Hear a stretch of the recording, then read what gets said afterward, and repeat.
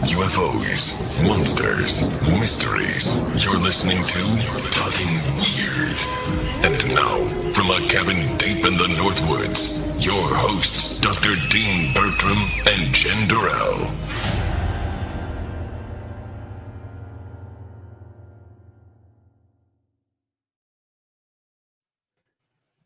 Oh, hey there, baby.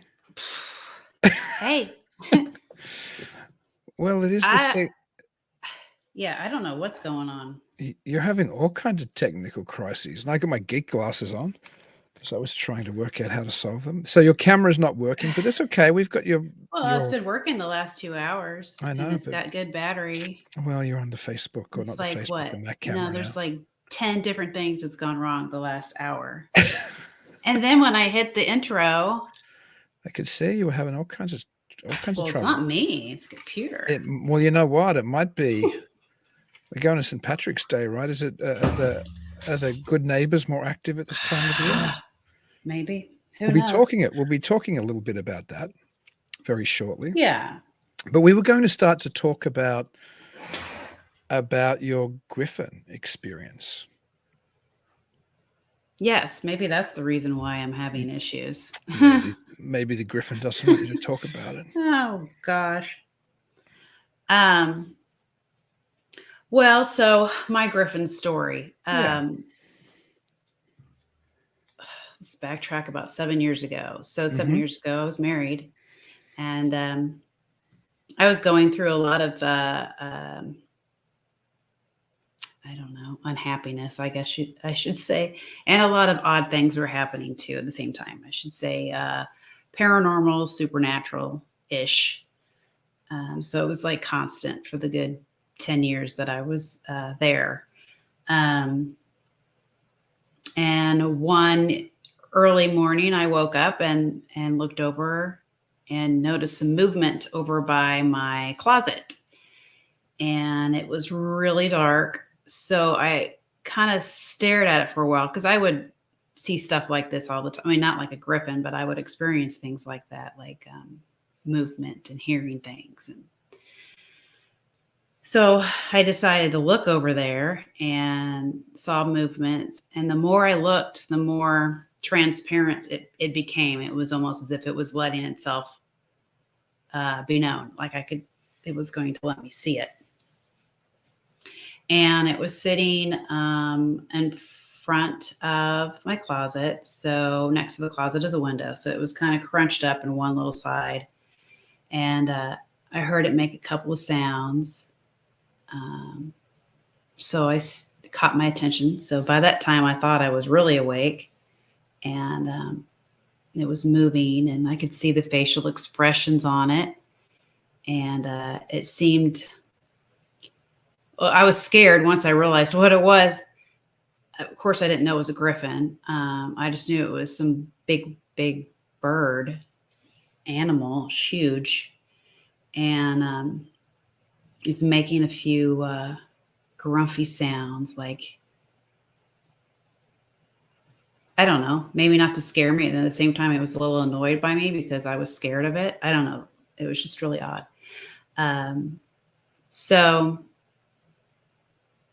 next thing I know, I hear the feathers, and then the wings try to come up. One side, the wings couldn't because there was a wall there, but try to shuffle the feathers a little bit and shook himself and just stood guard like he was in front of guarding a door. And there he was just looking at me, and I never could figure out what it was.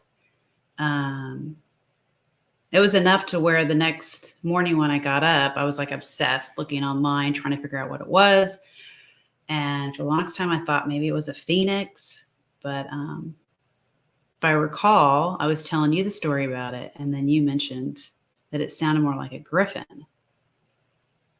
So I've been a little obsessed with GRYPHONs since then because I just recently taken a mediumship development class, and I'm supposed to be trying to get in touch with my spirit guides. And during one of the meditations, I came upon the GRYPHON, and he was sitting across this lake because when we do the meditation, she tells you, oh, you're walking, and tells you what you're supposed to be doing, and you come to a lake. Now, what do you see when you look across the lake? That kind of thing. There he was, just sitting there. So, yeah, I was just a little obsessed with those. So I've done a little bit of research on it, and from what it said, with griffins, I'm trying to find it here.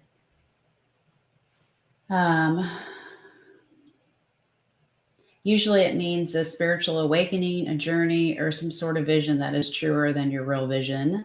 Symbolizes power. Let's see. Stand your ground like a griffin or soar high and rise above. There's a lot of neat little symbolisms for dreaming about a griffin. So what do you think about that? Well, you see it as a positive I force, do. right? Yeah. Do you want to tell us a little bit about that? I know you've done, as you were saying, research, and you think sometimes it's seen as a symbol for Christ. I think you were telling me in medieval times they thought of it as something that was both the lion represented king of the land and the eagle represented king of the air. So it was like king of the earth and king of heaven or something. Yeah, because the eagle is like the king of the sky, the air, and the lion is the king, the beast on earth. So, which symbolizes heaven and earth, according to, well, Christianity and Native American beliefs. Trying to see what else here. Were you scared at all when you first? Well, time yeah. you saw it? No. I was scared because I didn't know if it was going to jump at me. I didn't know what it was. Yeah. I'm even trying to remember if my ex was even there in the room or not. But I told him about it the next morning, so he must have been because I told him about it. Was this a time you were having other bedroom visitations as well? Because I know you've had other experiences nocturnally, right?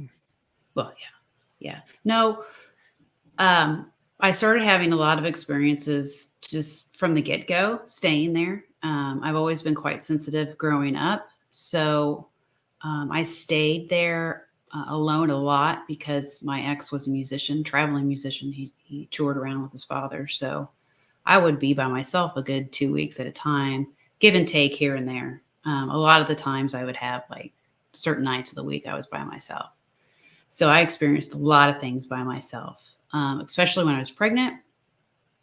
And then after my son was born, it really amped up after my son was born. So it even then my ex started having his own experiences. So it was just like left and right, like all the time.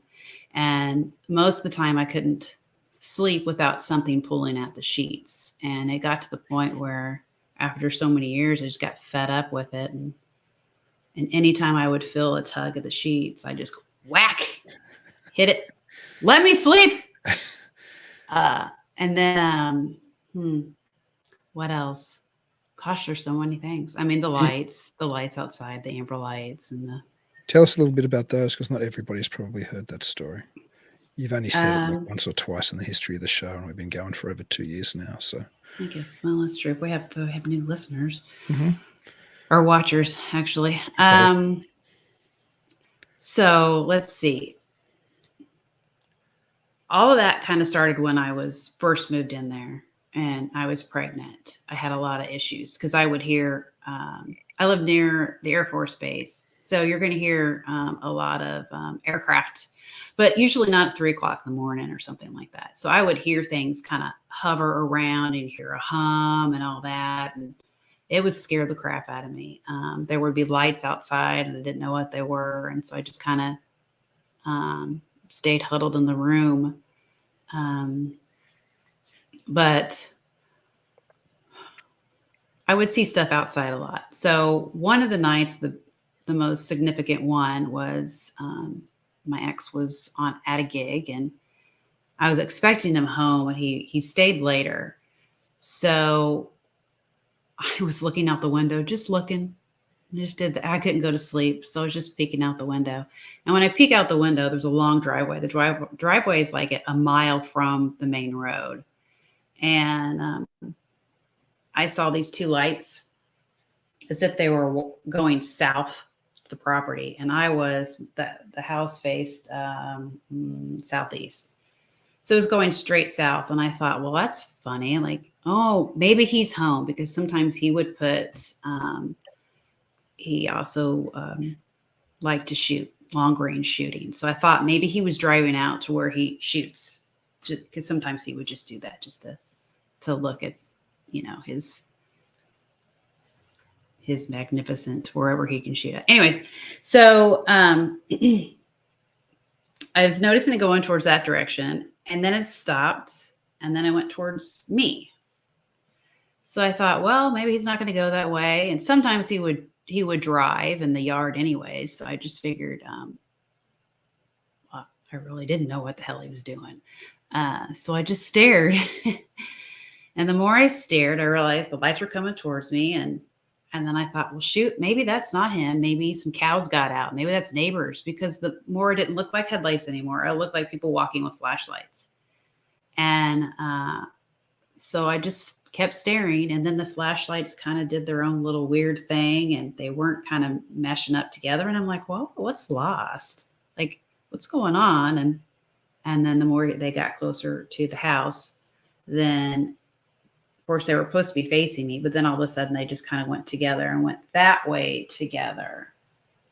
So they would have had to synchronize to go that direction. And those were amber lights. They were really yellowish at first, and then the closer they got, they were more of an amber. And there was another time where I was asleep waiting for him to come home from a gig, and the amber lights came across the wall. And I thought, oh, well, he must be home, because I even heard the sound of, well, I thought maybe it might have been a motor. It was a nice soft motor. But I thought, oh, well, he must be home. And I waited, and they never came in. And after an hour of me sitting there going, what the heck is he doing? I got up, looked out the window. He's not even there. So then I'm rushing over just to check to see if he's across the way, because his folks lived across the driveway. And I didn't see him there. So I waited and waited. I don't think he came home for another 2 hours. So I never could figure out what those amber lights were. They actually came into the house and then went around into the bedroom and went that way.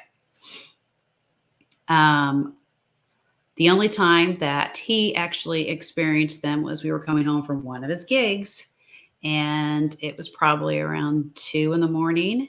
And as we were parking, so we're facing south, there's a tree line, and we saw some lights, and I can't remember if they were different colored or not, but they weren't the normal aircraft.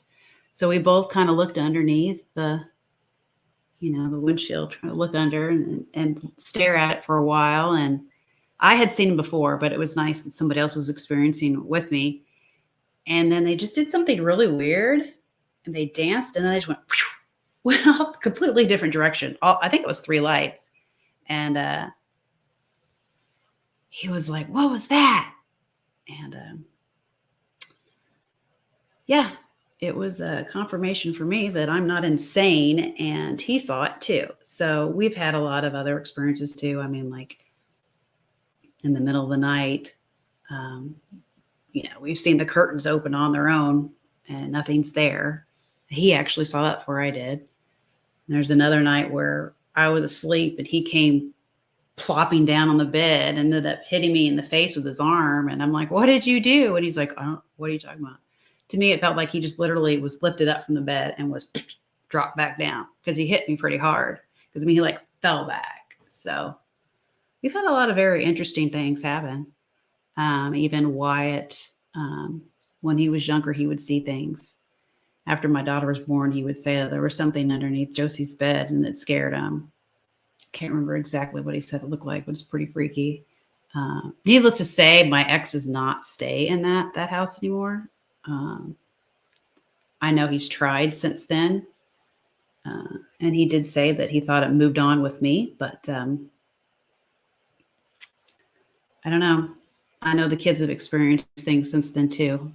My son's even sent me a video of dancing lights outside. So it definitely exists and it's there.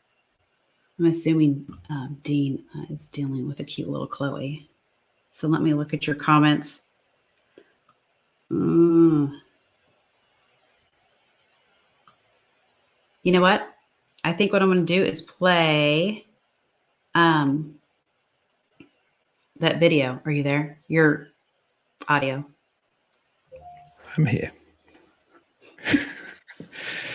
Single parenthood. Is Miss Chloe okay? She's fine. She just woke up. Okay. She's gone back to sleep, I think. Okay. Did you see there were some questions? I was hoping you might have addressed them. Well, I'm flipping through them. And one was, did your son ever seen? Did you answer that one? Has your son or anybody else ever seen a Griffin I did mention that manifestation?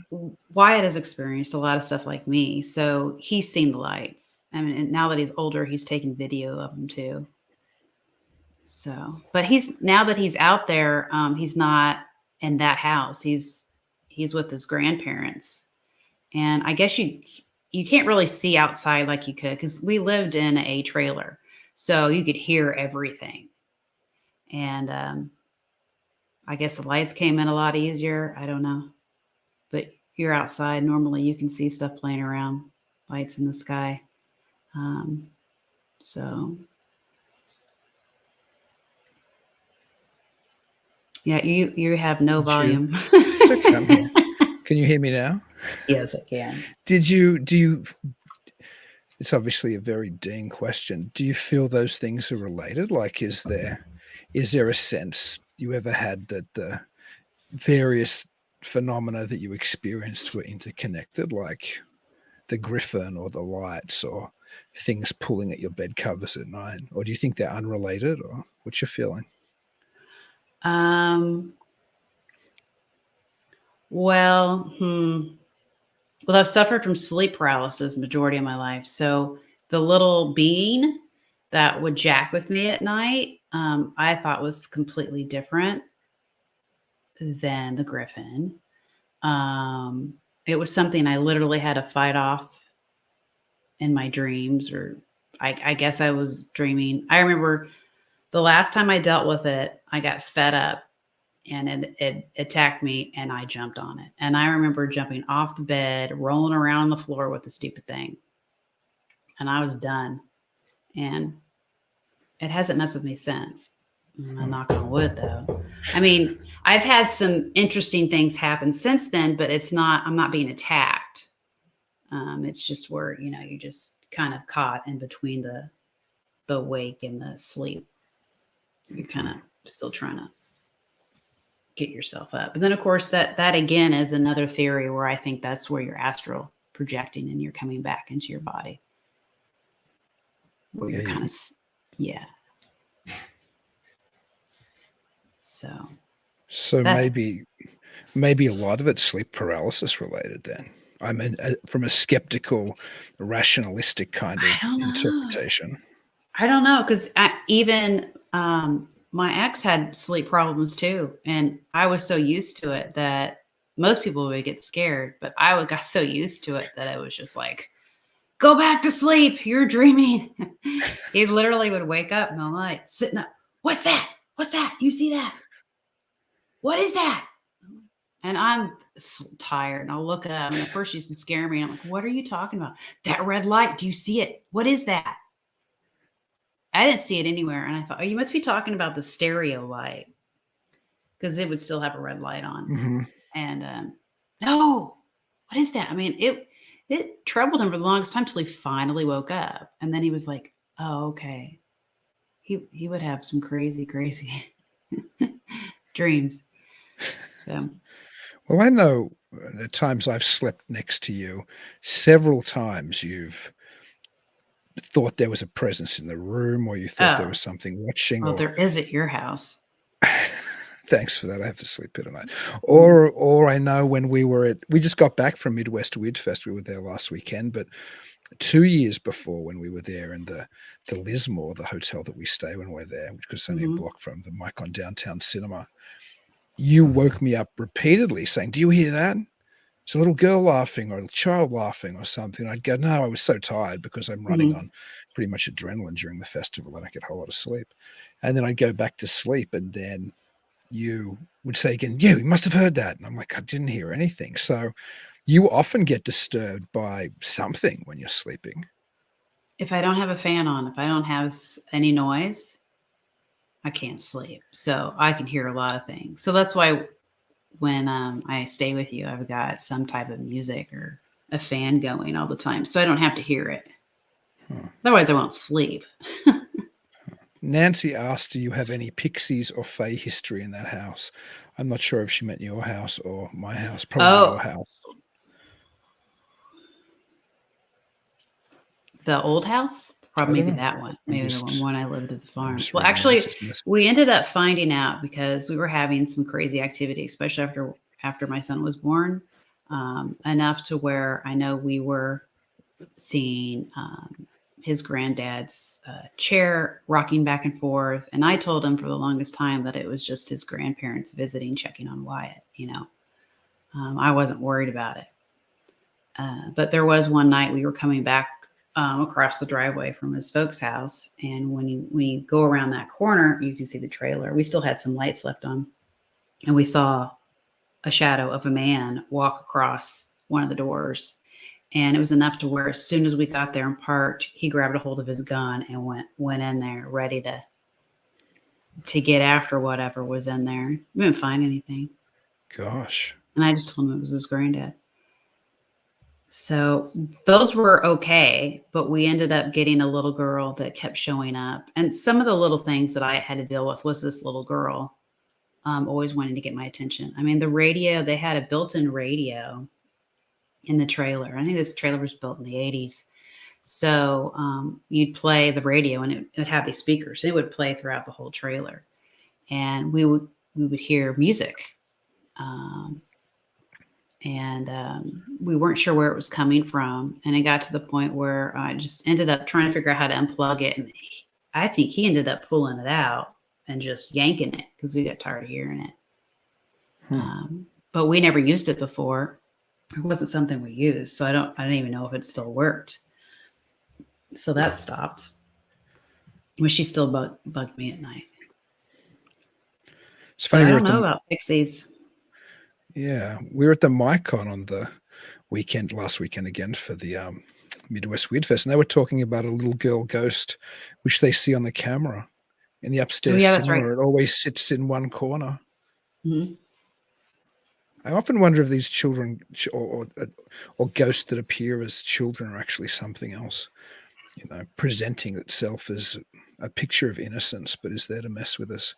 But as far as the pixies and the fair folk, that's probably something we'll talk a little bit about tonight, if not our own Mhm. encounters, certainly the Yeah. Irish folklore aspects, because it's that time of the year, and we said we were going to talk about some Irish folklore, and you're all dressed up in your St. Patrick's Day colour. Yes. I like your wreath. Oh, thank you. I was only thinking, again, speaking about the fair folk, the good Mhm. neighbours, that St. Patrick's Day, it's obviously the celebration of the great saint that, is the patron saint of Ireland, right? I think. But the most famous St. Patrick story is probably, or legend, is that he drove the snakes into the sea, right? And most Mhm. people, because there's no snakes in Ireland, so but most people say, well, not most people, a lot of people suggest that's an allegory, perhaps, for him defeating paganism, or that the the snakes were the symbol of the Druids or something. It was the conquest of Christianity over the older religions. But I find there's a real irony in that when St. Patrick's Day is celebrated, the saint associated with banishing paganism in many ways from Ireland, other than the clover leaf, the other most associated symbol or simulacra or meme or whatever we want to call it with St. Patrick's Day is the leprechaun, right? Like when you think of St. Patrick's Day, you think of what? I don't know, shamrocks and leprechauns and Yes. all Yeah, things that's a green. But given. the leprechaun, of course, is indicative of those older traditions, those pre-Christian traditions that continued on throughout St. Patrick's time and up really until the present. So I found it kind of interesting that St. Patrick's Day is celebrated, but what he's best known for didn't really apply because, as we all know, Ireland remains probably less, I'm guessing, I've never been there, so I'm talking about just things I hear, and perhaps less today than 20, 30, 40, 50 years ago. But still, I believe there's a fairly solid belief in the other crowd, or the she, or the good neighbors in that country. Like, people still don't mess with fairy forts there. Like, there are farms where in the middle of arable land there'll be these prehistoric remains of an old stone structure which people won't mess with because it's genuinely thought that belongs to the she, and it's very bad luck to disrupt a fairy fort. Those traditions continue in Ireland. Yeah. And indeed, it's even bad luck to build a house between two fairy forts. Like if there's a fairy fort way over on a hill here and there's a fairy fort somewhere behind you in the field, building a house in the middle is just a recipe for never having any rest because the she travel between those forts. So you don't want to be between them. So those things still continue in Ireland. And there's many stories. There's many stories down through the ages. I'm trying to remember some of the stuff that Emma told us. We were hoping to get her for St. Patty's Day, but it just didn't work. But we'll have her on. She mentioned a couple of things, and I'm trying to remember all of it. She's the one. Emma owns Sharon Rectory in Ireland, and it's massively haunted. I mean, it's crazy haunted. I think she believed in the existence of the she. You know me, I'm very skeptical about, although I have a solid interest, and I think there's more things in heaven and earth than are dreamt of in our humanistic philosophies. But perhaps one of the things I'm least skeptical about is the good neighbors. Yeah. I mean, I'm serious. I take that. I don't know why. Maybe it's my Gaelic, Scottish / my stepfather's Irish. Hi, he's probably listening, Alan. So maybe it's something to do with my background. But there does seem to be something about that belief system. And I'm sure the version I'm most familiar with is the version from that part of the world. But throughout all the countries of this planet, all the continents, there's belief in these other things which are like us but not us, that coexist somehow. But I guess probably because we're talking about Ireland, we probably should stay on Ireland because of the residents before the Gaels got there or the Celts got there were the Tuatha De Danann. That was the old race, and they were perhaps the old gods of Ireland, but they've kind of thought of now as perhaps the progenitors of the she, or what the she were once. And when before, I guess, the modern invasion got there, which is the modern Irish, they don't really have a creation myth, I don't think, the Irish in the older traditions. They have stories about waves of different invasions of different people. And the Tuatha De Danann, I think, were the third wave of invasion. And they fought other, much like in the Greek and Roman myth cycle, there was the Titans, which were kind of older and were there before the Greek or Roman gods. Before the Tuatha De Danann were another race of supernatural beings, I guess, called the Fomore or the Fomorians. And the Fomore were gigantic sometimes. They were often hideous. They were chaotic. And the Tuatha Dé Danann fought them and I think won.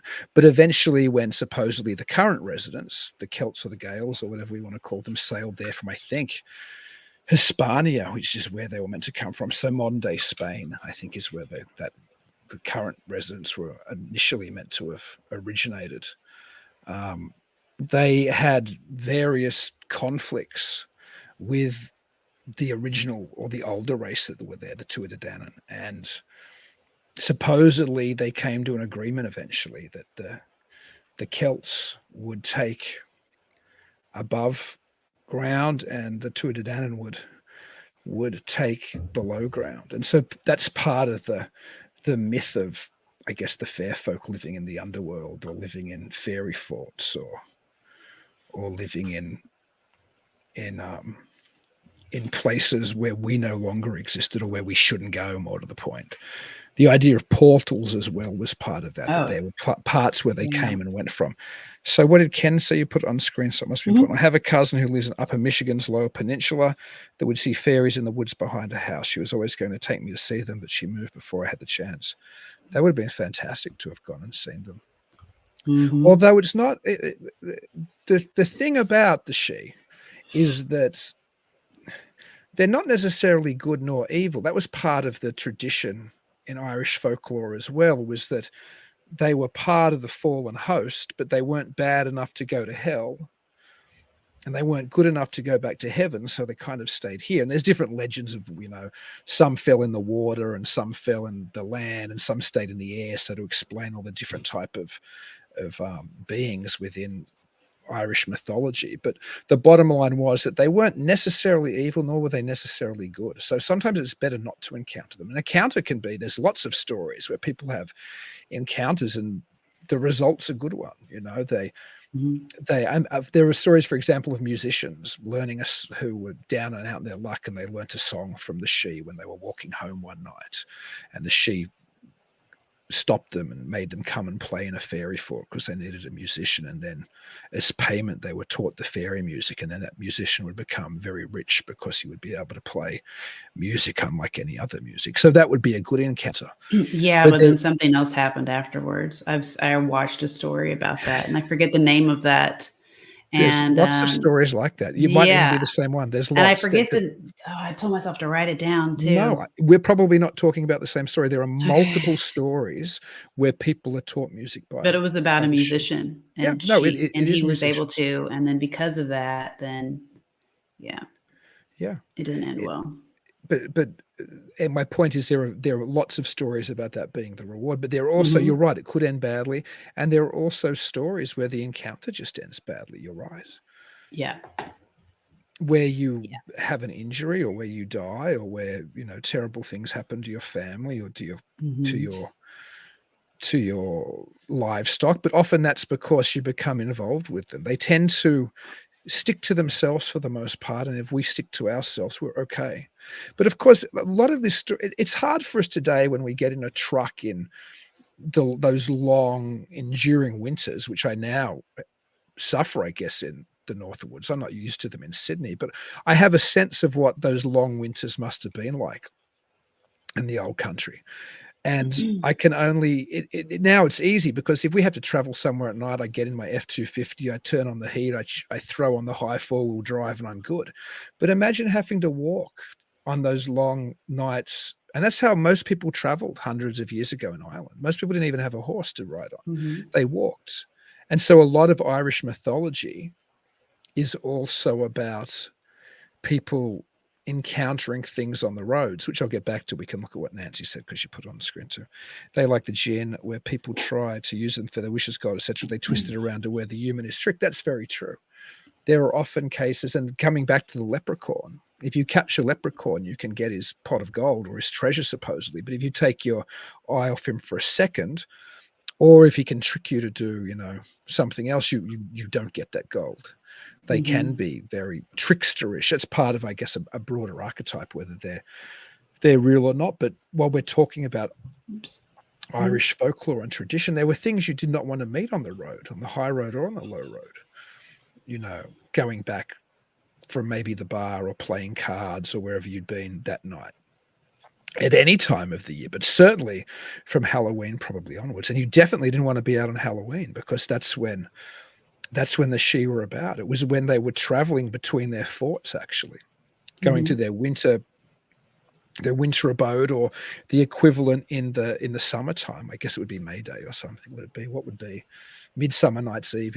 One of these dates in the summer, probably maybe the spring equinox or something. You didn't want to be there because then they'd be moving back. So you didn't want to be out. And there were lots of stories. I mean, stories in living memory of people saying that they saw them when they were out. Certainly there were more stories even prior to living memory. But you didn't want to get swept up with them. That's why people didn't go out on November Eve, on All Hallows Eve, on Samhain, because they were traveling between their forts. But people would have encounters all the time on the roads. There are stories in Irish mythology of people encountering ridiculously large black dogs. Like there's one story, I'm trying to remember where it is, maybe County Clare or somewhere. There's this enormous black dog that the men would see when they would go home, try to go home at night. So it would sit on the bridge. And I'm talking about not just a normal big dog. I'm talking about a black dog the size of a horse. And they were terrified. It would sit in the middle of the bridge. So they would have to walk hours further around, and there'd be, further down the river, there'd be some plank or something, which you could cross probably just fine in the summer. But come the fall or winter, you could lose your life. Anyway, apparently there was a local priest, and the men folk had been pretty much dismissed as, they're out drinking. The priest didn't listen to them. But then the women folk started going to them. And this is, 100 or more years ago. Women folk weren't out drinking in the bars like they were today then. So the priest took it somewhat seriously. And being, a reliable man, he went out multiple nights, 1, 2, 3, 4, 5, 6, nothing. But eventually, I think maybe on the 7th night, he crossed the bridge and that big black dog was there. And it supposedly had an encounter with him. I think he had holy water and he had his Bible. And the thing, I think, burst into flames or something, or jumped into the river. And supposedly the body of that thing was found where the river went out to the sea, and it was there for some time before it was washed away. This was a story multiple people told. This is a story that came down in Irish folklore. So there were things on the roads you did not want to meet. The puka was one of the things you really didn't want to meet on the roads. Do you know what a puka is? You do? I've heard the most popular version of a puka we have in modern Western culture is the friendly giant rabbit in the Harvey movie with what's his name, with Jimmy Stewart. Have you seen Harvey? Where Jimmy Stewart, people think he's insane because he's got this tall imaginary rabbit he talks to. He says it's a puka. Now the puka could appear as a hare. The puka could also appear as a person. The puka could appear as a goat, could shapeshift. Sometimes when it was a person, it would have other non-human features, like it might have the ears of an animal or the snout of an animal. But probably the most prevalent appearance of, and sometimes they just be weird, dark, black, horrifying creatures, but the most prominent form the puka took was a horse, a black horse. And like the Kelpie of Scottish lore, the Kelpie is a horse which is a horse-like spirit creature which lives in the water as well, and would trick you upon its back, and then it would take you for a ride, and it would take you back into the water and would kill you. You'd go to your Davy Jones's locker, as my old man, who was an old Navy man, used to say. But the puka wouldn't normally kill you. The puka would just take you on this terrifying ride, and then it would drop you back where you were. And I think you could control the puka if you remembered to wear big spurs that you could stick into its side. You could control the thing when you rode it.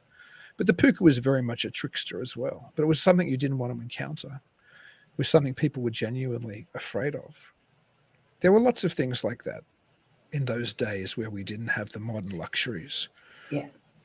And there were things people knew to do to combat it, like carry a black-handled knife or carry a Bible. There were things that you could do to keep these things at bay.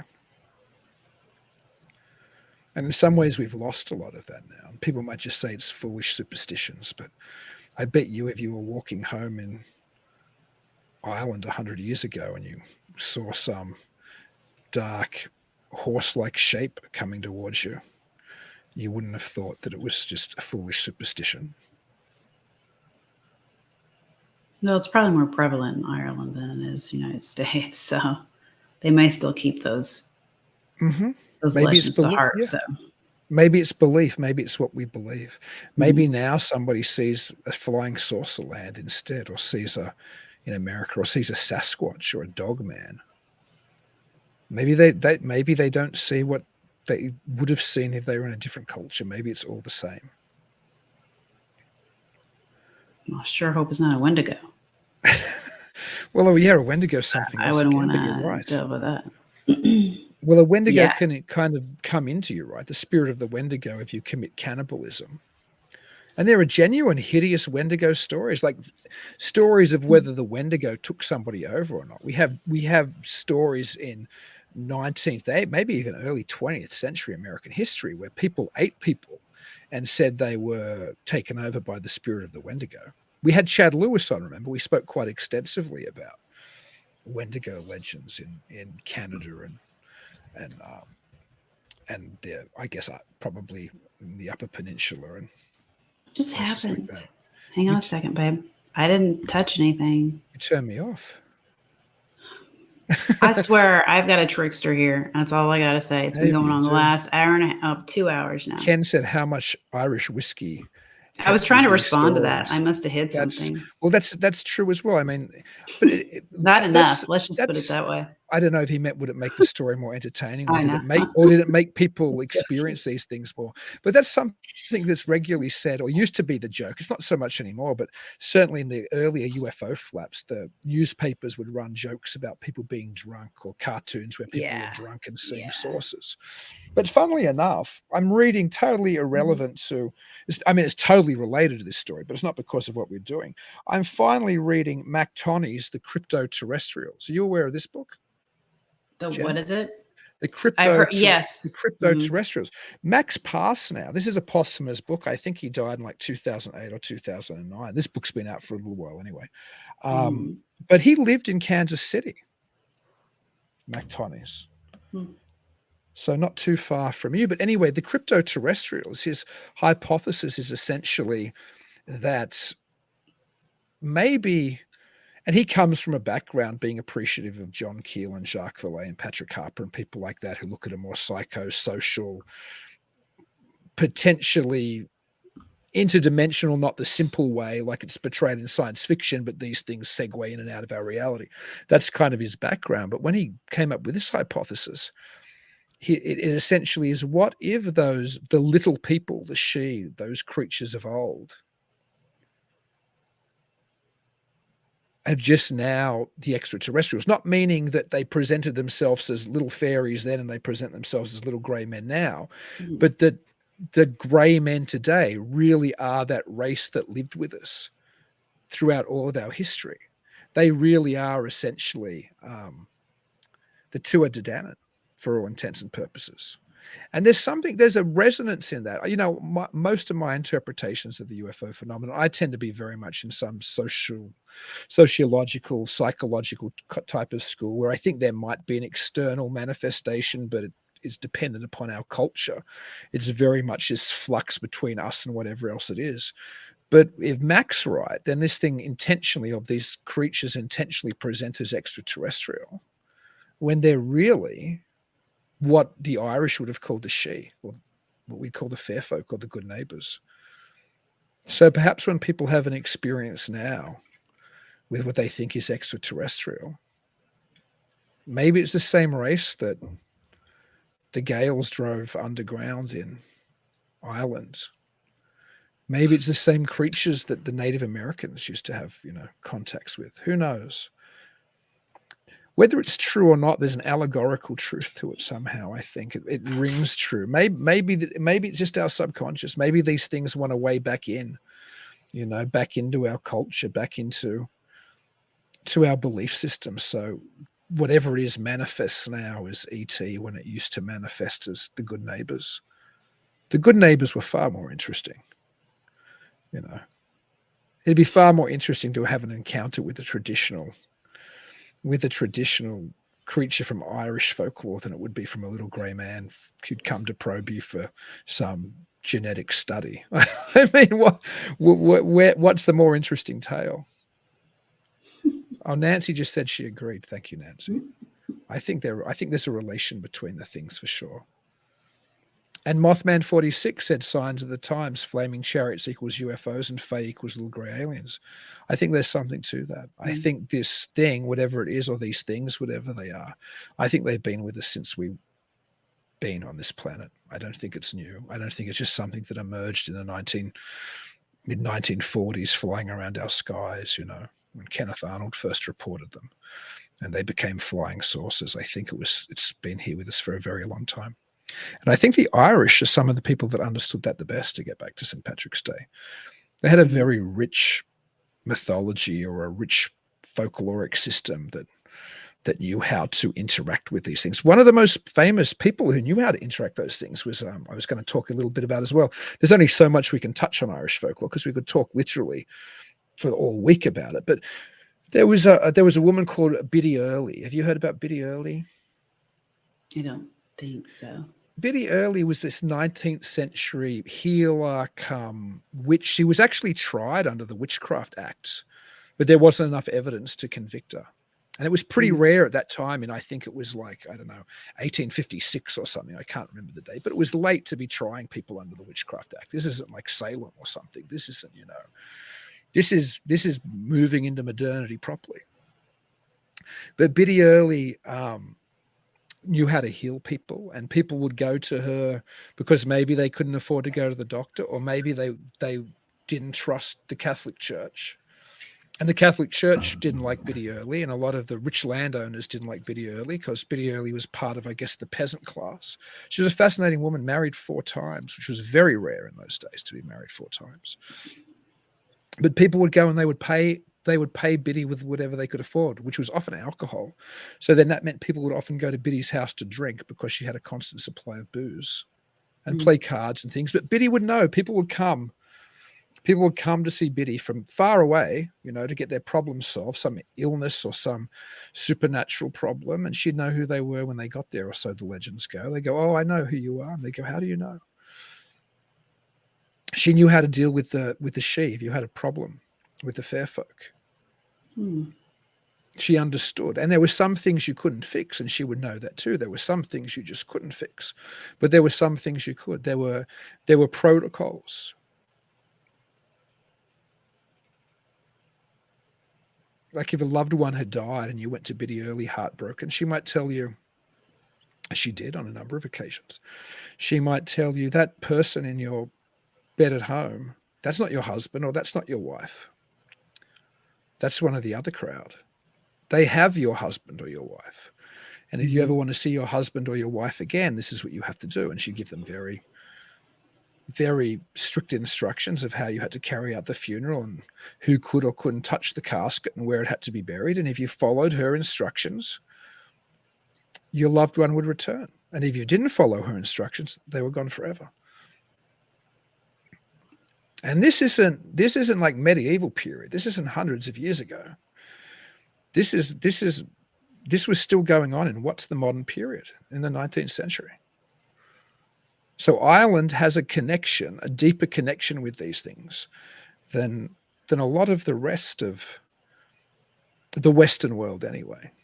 And I think that's still why fairy forts are left alone in Ireland, and where, you know, lone fairy bushes that are in the middle of a paddock, they'll build a highway around it other than through it, because you don't, even if you were very poor and you needed firewood, you wouldn't cut down a fairy bush because there were consequences. People remembered. Well, yeah. And now I sound very superstitious, but there's a lot of these stories. Maybe it's just psychological and you cut it down. You were so worried you did have a heart attack, you know, or something. But Right. Yeah. But there is something to it, I think. I don't know what it is, but I take it a lot more seriously than I take a lot of modern paranormal belief. Do you leave any offerings out at your house? No, although because I homeschool my daughter, we have a classical curriculum, but I also add things to it. And so I read her a lot of traditional fairy tales because I'm interested in it. And 100 years ago, every child read proper fairy tales. I'm not talking about the Disney version with the Tinkerbell with Right. little wings. I'm talking about the type of things we're talking about now, but collected by people like the Brothers Grimm and Hans Christian Andersen, and there were lots of people. There were people in Ireland collecting, people in the UK collecting, people in Scandinavia collecting. We recently read a story about a brownie called Oof, and that story talked about how the old cook used to always leave a bowl of milk out for the brownie. And when the old cook retired or died or whatever, the new cook came along and was lazy and thought it was just silly. So she didn't leave the bowl of milk out. And apparently you couldn't make it an obvious gift because it would be insulting to the brownie. The brownies, for those who don't know, was a type of house spirit or a house fairy, and it would sometimes do good deeds for you. And you certainly didn't want to annoy it. You wanted to keep it there, but you also didn't want it to do mischief. So you would leave a bowl of milk or something out where it could find it. But when the new cook stopped leaving the bowl of milk out, and this is in a fairy tale book, but I've heard there's plenty of stories like this collected and taken more seriously than just in a fairy tale book. But when they didn't leave that bowl of milk out anymore, the brownie started causing all kinds of trouble. So yeah, there was certainly a tradition about leaving things out for them. I don't think I have anything here. I'm not saying whether I would or whether I wouldn't. But after that, funnily enough, my daughter started saying, "Do we have a brownie? Is there a brownie in our basement?" I'm like, I don't know. I don't think so, but who knows? Because I like to keep the imagination alive. And that's one of the things these stories do best. It lets us slip into a time when, and both the stories in the fairy tale book and the type of legends we've been talking about tonight, it lets us go back to a time where we had connection with something bigger than us.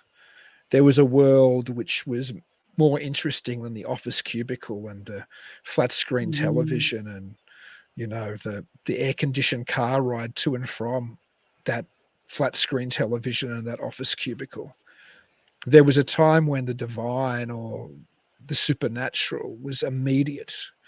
It wasn't something that we just maybe thought about if you go to church on a Sunday or if you occasionally worry about when the end's coming. Then it was there all the time. You were constantly aware that there was something bigger than just this simple reality.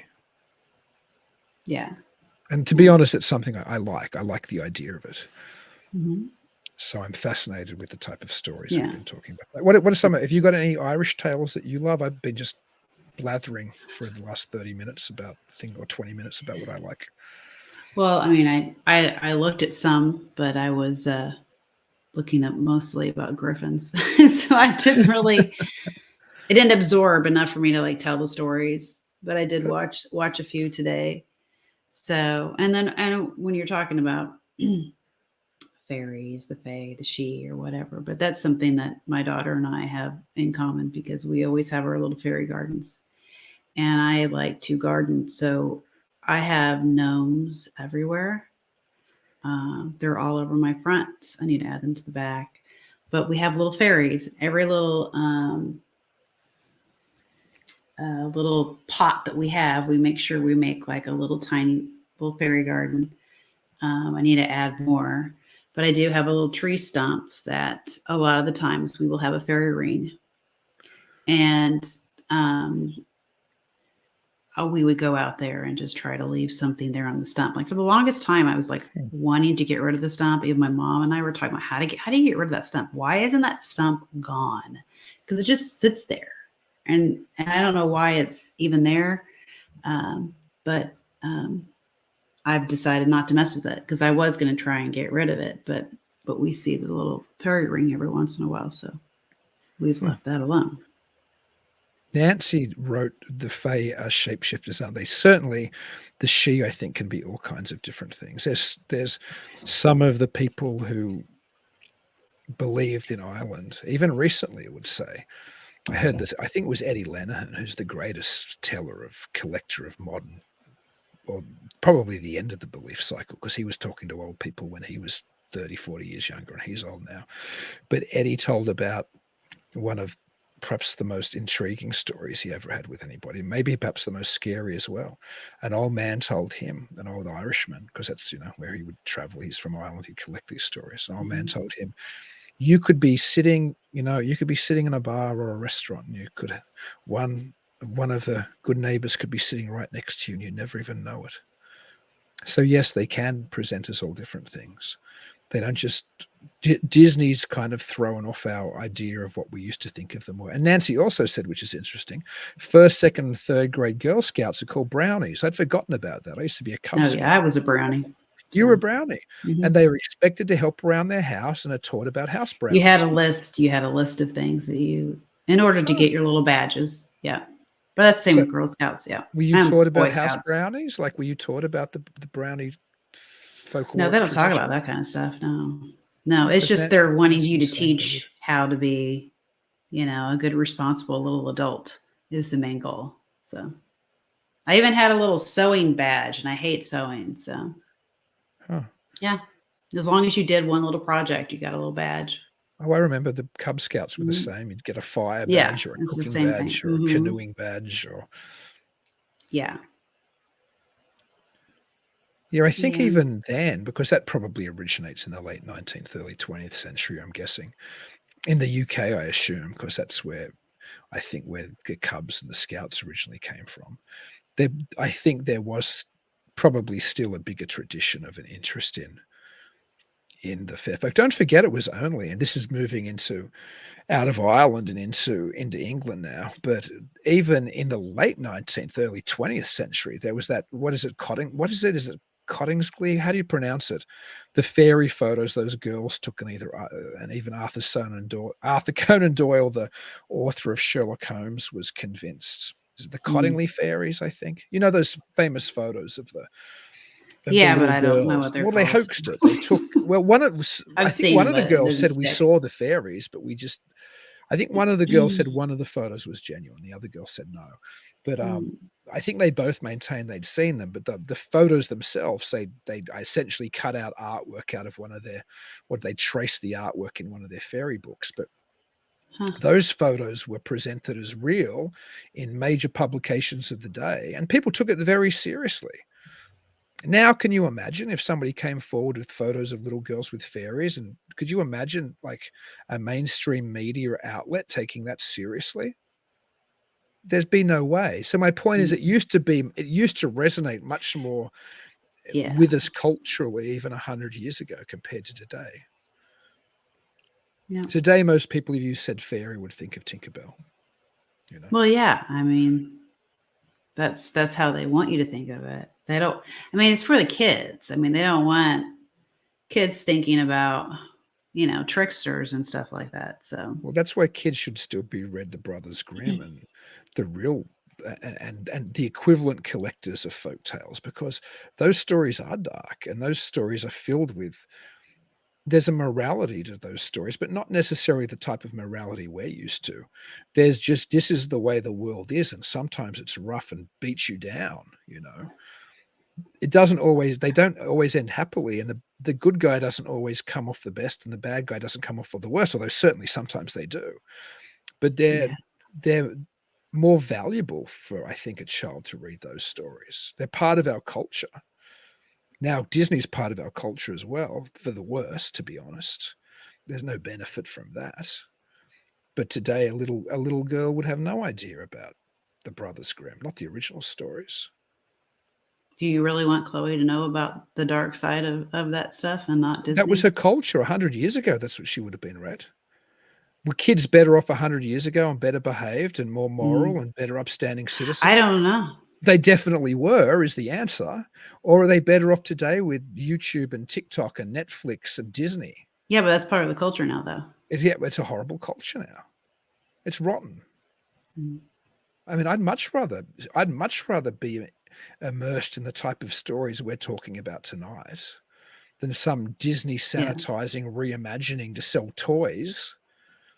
I mean, good grief. There's nothing to. There's my cult. It's all marketing. Disney, exactly. If my culture was marketing, Disney would be my culture. That isn't my culture. There's a richer tradition. When you carve that jack-o'-lantern at Halloween, I still like to think of the richer traditions than just some modern excuse to sell candy. Mm. But on that cheery note, I hope everybody has a wonderful St. Patrick's Day. Yeah. Well, that's not till what, Thursday, but we had to do an early We did. early show. It was a good idea of yours to do an early show. We'll be able to do it on Thursday that I know. I wish we were drinking a green beer together. Do they do that in America? They probably do in Boston. Yeah, of Irish course hubs. they I do. used to do that in Sydney. I used to do that all the time when I was social. Before you had children. Before 2020, that's for sure. We need to go out on, go have your green beer. Oops, there's a couple other response. Mothman said, "G'day, mates." And Yeah. Nancy said, "That culture gave kids a deeper understanding of life, people, and the unknown, for sure." Mm-hmm. Well, I fondly wish everybody, like I said, a happy St. Patrick's Day. And remember, while this St. Patrick might have driven the snakes into the sea, he certainly didn't drive the old beliefs away. They're still there. Well, they were long after he was gone. So remember those things perhaps on St. Patrick's Day. Yeah. And keep it weird. Keep it weird. Thank you for joining us tonight. If you're interested in checking out more episodes, you can find us at talkingweird.com. If you haven't already, please like the show on Facebook